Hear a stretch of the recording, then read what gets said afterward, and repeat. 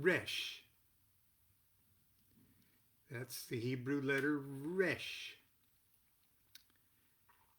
In most, or in many versions of the Sefer Yetzirah, Resh is attributed to the sun. It makes sense.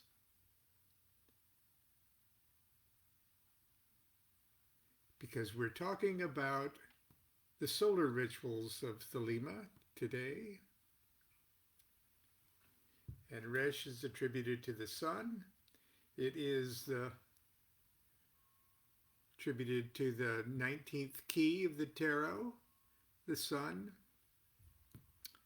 There's sort of the DuQuette version of the twins frolicking in front of the wall on the hill there, representing the, at least in our version, the dual forces of Horus, Haru Raha. Half of the word of Haru Raha, called Hu Parkrat and Rahu Kut. So, anyway, that being said, we're talking about Liber Resh, Vel Helios, subfigura 200. That's because Resh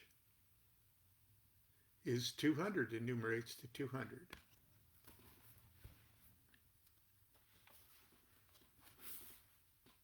I'll read it through just like Crowley wrote it. And he numbered them. He numbered the lines. 0. These are the adorations to be performed by aspirants to the AA. 1. Let him greet the sun at dawn, facing east, giving the sign of his grade. And let him say in a loud voice, Hail unto thee who art Ra in thy rising, even unto thee who art Ra in thy strength, who travellest over the heavens in thy bark at the uprising of the sun. Tahuti standeth in his splendor at the prow, and Ra-Hur abideth at the helm. Hail unto thee from the abodes of night.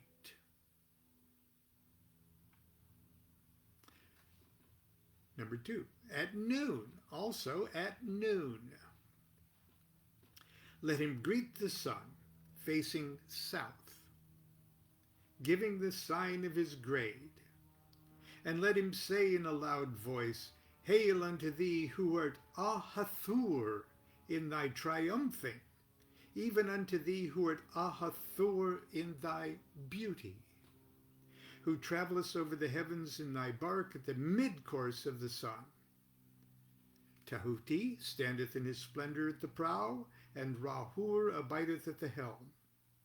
Hail unto thee from the abodes of morning. 3. Also at sunset, let him greet the sun facing west, giving the sign of his grade. Let him say in a loud voice, Hail unto thee who art Tum in thy setting, even unto thee who art Tum in thy joy, who travellest over the heavens in thy bark at the downgoing of the sun. Tahuti standeth in his splendor at the prow, and Ra-Hur abideth at the helm. Hail unto thee from the abodes of day. 4. Lastly, at midnight, let him greet the sun facing north. Giving the sign of his grade, let him say in a loud voice, Hail unto thee who art Kephra in thy hiding, even unto thee who art Kephra in thy silence, who travellest over the heavens in thy bark at the midnight hour of the sun. Tahuti standeth in his splendor at the prow, and Ra-Hur abideth at the helm. Hail unto thee from the abodes of evening. 5. After each of these invocations, thou shalt give the sign of silence, and afterward thou shalt perform the adoration that is taught thee by thy superior. And then do thou compose thyself to holy meditation. 6. Also it is better if these adorations, also it is better if in these adorations thou assume the God form of whom thou adorest, as if thou didst unite with him in the adoration of that which is beyond him. 7. Thou shalt, 7. Thus shalt thou ever be mindful of the great work which thou hast undertaken to perform, and thus shalt thou be strengthened to pursue it unto the attainment of the stone of the wise, the summum bonum, true wisdom, and perfect happiness. And that is Liber Resh. It's mostly modular. If you memorize the one for the morning, you have most of the one for noon, sunset, and midnight. Only a few words change. In the morning it is Ra in thy rising, even unto thee who art Ra in thy strength. At noon it's Hail unto thee who art Ahathor in thy triumphing, even unto thee who art Ahathor in thy beauty. And at sunset it's Tum in thy setting, even unto thee who art Tum in thy joy. And at midnight it's Kephra in thy hiding, even unto thee who art Kephra in thy silence.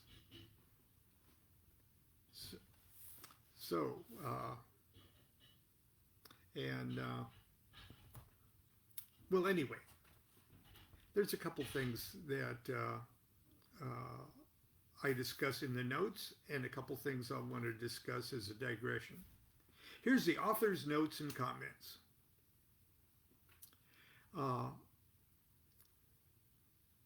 Number 1, the imagery is that of the Egyptian solar barge or bark, which every evening at sunset carries the glorified Osiris from the western horizon through the land of the dead and brings the eternal sun safely under the earth to dawn on the eastern horizon each morning as Ra.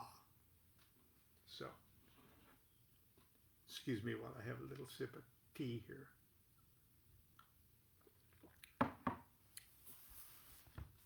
Okay, Tahuti. So, Hail unto thee who art Ra in thy rising. Tahuti standeth in his splendor at the prow, and Rahur abideth at the helm, is what's said each time.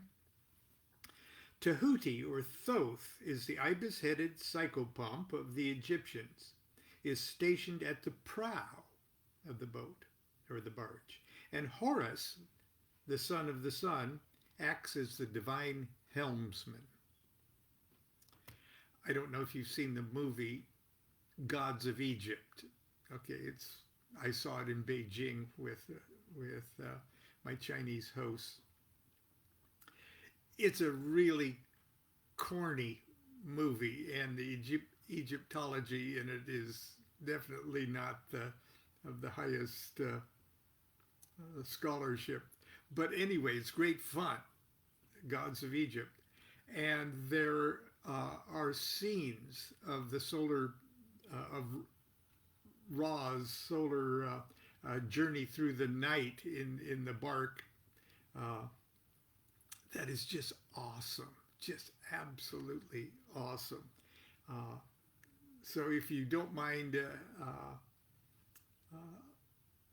a little corniness, Sea Gods of Egypt. It's a really Jeffrey Rush as Ra is worth the price of admission. Anyway, okay. Ahithur. The Egyptian Venus is Hathor, okay, whose month is November, Scorpio, and it marks the cross quarter of the year when darkness triumphs over light.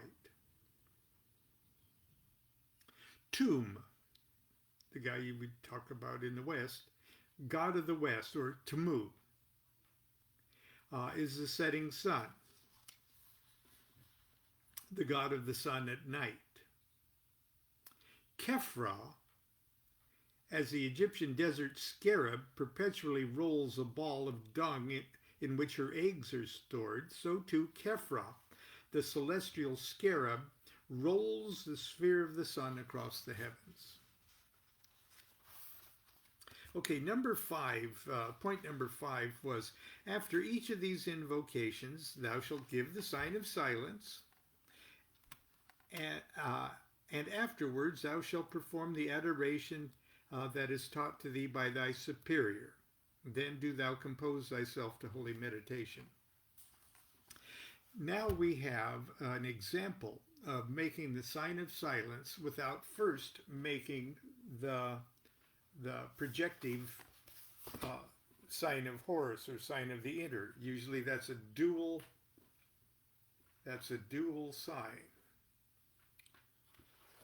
In Liber Resh, however, we give the sign of our grade at the beginning of each quarter's adoration, but afterwards give the sign of silence. So that's something to think about. And what are these adorations? Okay. It says here that is taught to thee by thy superior. Now, in an official, when you're an official AA aspirant, then do as your superior suggests as far as the holy meditation or the adorations are concerned. According to some accounts, okay, my superior's suggestion for the adorations were taught to her by her superior, and her superior lived with Crowley at Cefalù in Sicily at the Abbey of Thelema. And according to and my superior at the time, which is Phyllis Seckler, said the adorations are the following portions of the Book of the Law, okay, or the verse sections of the Book of the Law, which were taken from the Stele of Revealing. So, according to some accounts, Crowley taught residents of the Abbey of Thelema to recite the following portions of the Book of the Law as adorations, and here they are. Unity uttermost showed, I adore the might of thy breath, supreme and terrible God, who makest the gods in death to tremble before thee. I adore thee. Appear on the throne of Ra, open the ways of the Ku, lighten the ways of the Ka. The ways of the Kabs runs through, to stir me or still me. Aum, let it kill me. The light is mine, its rays consume me. I have made a secret door into the house of Ra and Tum, of Kefra and Ahithur. I am thy Theban Omentu, the prophet Ankof Nakansu. By Besnamat my breast I beat, by wise Tanik I weave my spell. Show thy star splendor, O Nuit, bid me within thine house to dwell. O winged snake of light, Hadit, abide with me, Rahur Kuit. And this particular is particularly effective exercise especially for the magician who is learning or already proficient in the assumption of God forms. Okay. Couple of things by way of digression.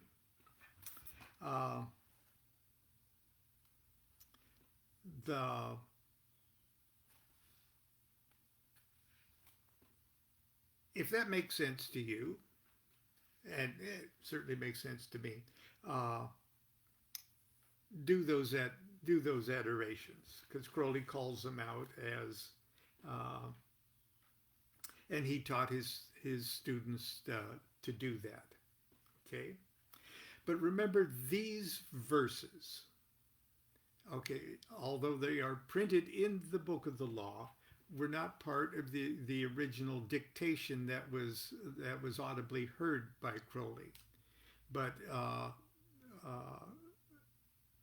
Crowley was instructed through the counsel of his magical partner Rose Kelly, or Radha the seer, to insert these sections of the translation of the stele at certain points in the text of the dictated manuscript. The reason I'm even saying that is because when Crowley had the stele translated, and then he paraphrased it, the translation during this certain part, the ways of the cobs runs through to stir me or still me, let it kill me, was how it was translated. And even in the published material concerning the translation of the stele, it's very clear that that was the translation and then interpretation from the stele. But when the Book of the Law first started to reach a publisher and a typesetter and everything else, Crowley's instructions as to what to insert where and everything else, in the side note, he said, well, insert this section here right down to fill me. Okay. And ever since then, it said "fill me" in the Book of the Law, in published editions of the Book of the Law. It always made Crowley scholars a bit uncomfortable because the stele's translation, clearly the scholarly translation of the hieroglyphs clearly said "kill me," and the only "fill me" part was Crowley's little instructions to the marginal quickly handwritten instructions to the typesetter was use the word "fill me." But because Crowley allowed that to be printed year after year, everybody was very hesitant to change that, okay, even though it wasn't part of the dictated material. But finally, in the last few years, letters back and forth with certain individuals, between Crowley and certain individuals, reaffirmed the fact that "kill me" was indeed correct. And so subsequent officially sanctioned editions now use "kill me," let it kill me. Frankly, from a mystical point of view, "kill me" makes far more profound sense than "fill me" does. Nevertheless, I would not get in a bar fight with anybody over "kill" and "fill," especially because what the argument is over is not part of the dictated material from the Book of the Law. So that's my comment on "fill me, kill me." Okay. All right. enough of that. That's Liber Resh. If your AA superior tells you some other adorations to do, at least initially respect that instruction from your superior. If you are not in the AA or officially an aspirant to the AA, do Resh anyway, okay? Uh, and as far as the sign of your grade is, they're the various signs of, like I showed Constance's pictures here, okay, different signs of the grades.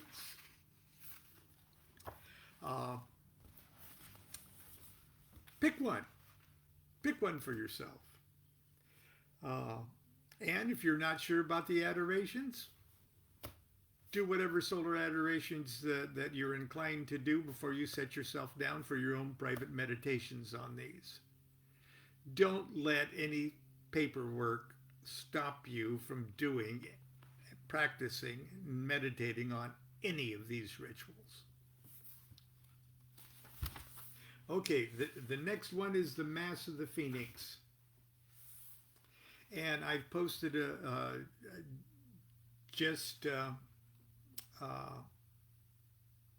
one thing down in my Facebook page today is I've reposted the picture of, or the video of me doing the Mass of the Phoenix, preceded by Constance doing the fire lighting ceremony from the Rite of Mars, okay? But here's the Mass of the Phoenix, Liber 44. 44 is the number of DM, or Daleth Mem, which means blood in Hebrew. The magician, his breast bare, stands before an altar on which are his burin, bell, thurible, and 2 of the cakes of light. In the sign of the Enterer, he reaches across the altar and cries, "Hail, Ra, that goest in thy bark into the caverns of the dark." He gives the sign of silence. Here's where we have the dual thing.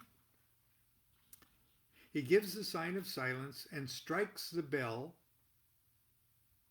and takes the bell and fire in his hands.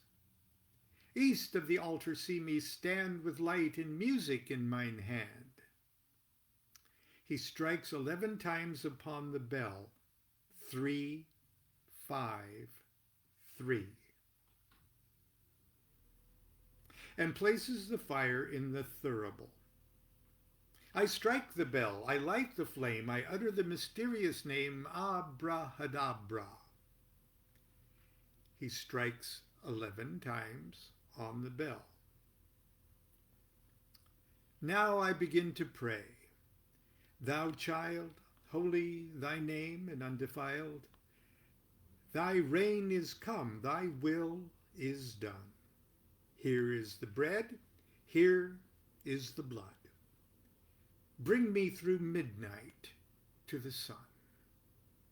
Save me from evil and from good, that thy one crown of all the 10, even now and here, be mine.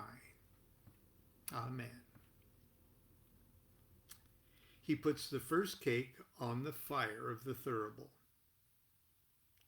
I burn the incense cake, proclaim these adorations of thy name. Now, it says, he makes them, as in Liber Legis, or the Book of the Law.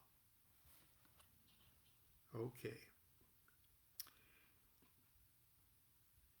That's where we get the adorations. We say the adorations from Liber Resh.